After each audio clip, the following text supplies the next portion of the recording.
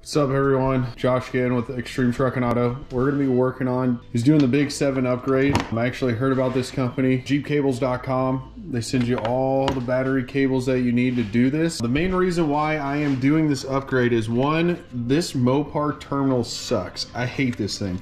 It's always coming loose, and just to prove a point, I can just pull it off just like that. No problem whatsoever. Negative ones, a little bit better. It's been replaced before, but we're gonna go ahead and swap out the 3 negative cables and the 4 positive. Hence is why it's called the Big 7. So let's go ahead and get started on this. So one quick thing I want to mention before we get started is that this company does something awesome. They go through and they label where everything goes. The firewall, cylinder head, engine block. Makes it so easy on one, where you're gonna find all the connections, and two, where, you know, everything gets hooked back up. First thing we're gonna do, obviously I went ahead and disconnected the positive when I was showing you how badly this terminal sucks. Another reason why I'm gonna replace this, I'm not sure if you see there, this is all torn up and it's starting to corrode. That's gonna give me issues later on down the road. So we'll go ahead and pull the negative off. I'll get the battery out of this and then we'll get started on the install.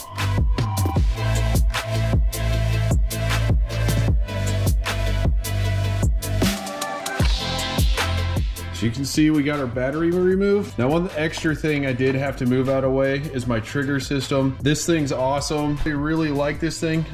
It allows me to hook up my lights and it's got a wireless controller. Got to do a review over this thing. So now we're gonna go ahead and split this wiring harness apart right here. And what that's gonna allow us to do is to trace kind of where all the wires go, and then we'll go through, pull the bolts. And I will make sure I get you guys all the sizes so you know exactly what you're needing. To remove the terminal, this one didn't need anything. That one was a 10, and then the battery hold down was a 10mm as well. No big issues yet. Obviously we'll hit everything with a little bit of lube and whatnot, make it go back together better. Get this cut off and I'll get back with you guys. Got most of my wire sheathing, convoluted tubing, whatever you want to call this stuff, pulled off. Next up, what I'm gonna do, just so I can move the trigger system completely out of my way, I went ahead and disconnected all my lights, is we're gonna remove these two. They're 10mm. They're going to the fuse box, and then what we'll do next is we'll actually stick, if you look, there's a little tab in here. We're gonna push that back. Gotta be careful. I just broke that one, because they're gonna be super fragile. And then you just pull them back and lift up and the whole fuse box will come out. We'll get those 2 tins, get the fuse box lifted up, and then we'll go ahead and start removing all the power wires. Now the other reason why we had to move the fuse box is because right back here is one of our grounds that will take a 10mm to get it off. So as of right now, everything's been a 10mm. So we'll get that pulled, we'll get the wires pulled up and out, and then we'll start going through and taking all the other ones off.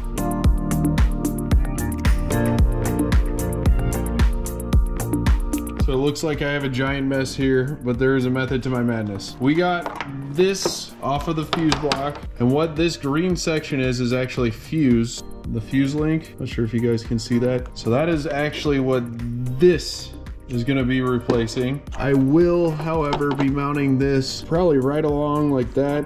There's already a hole there, run a zip tie. Probably drill another hole, run another zip tie. We're going to move on to the alternator. You're gonna pull this off and slide that out of your way. Now, one thing I have going for me is I actually put a new alternator in it not too long ago. So this should come off pretty easily.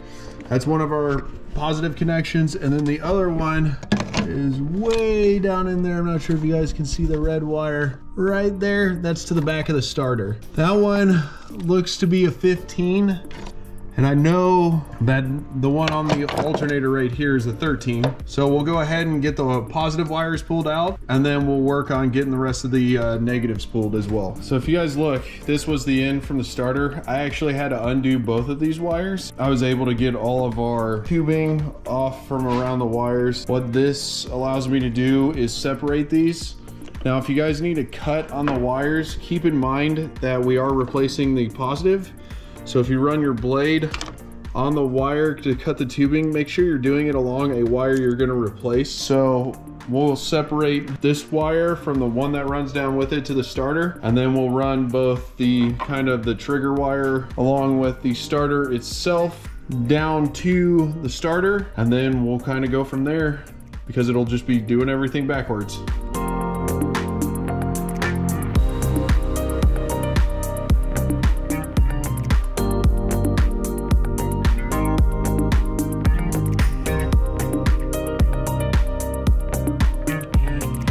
So I went ahead and taped up the wire in a couple different spots, as you can see there. So that way the trigger wire for the starter is where I needed. We went ahead and tightened it down the starter wire.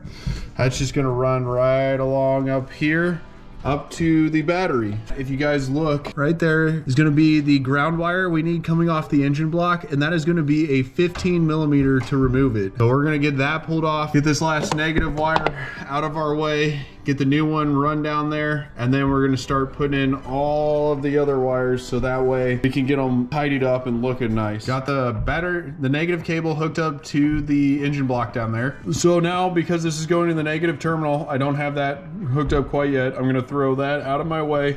Then I'm gonna focus on this fender one right here. What I'm gonna do is I'm actually gonna run it along this way under the fuse block and back out to the terminal. I think it'll give it a little bit cleaner of a look and kind of keep it out of the way from rubbing or needing to be zip tied up out of the way or anything. So we'll get that thrown in, and then we will work on getting the fuse and all those cables run. Negative cables run back behind, just kind of draped over with the other one. So now we're gonna hook up to the fuse box, but before we do that, we'll need to modify right in here.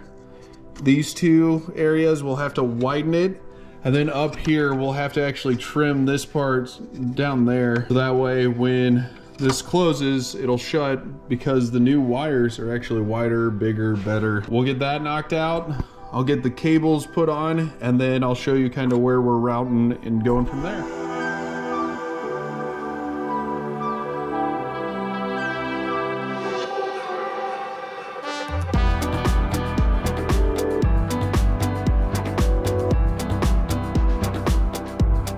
Got all of our cables kind of run. I got the battery dropped in. Got all the fuse stuff run down here. Got to go into the alternator.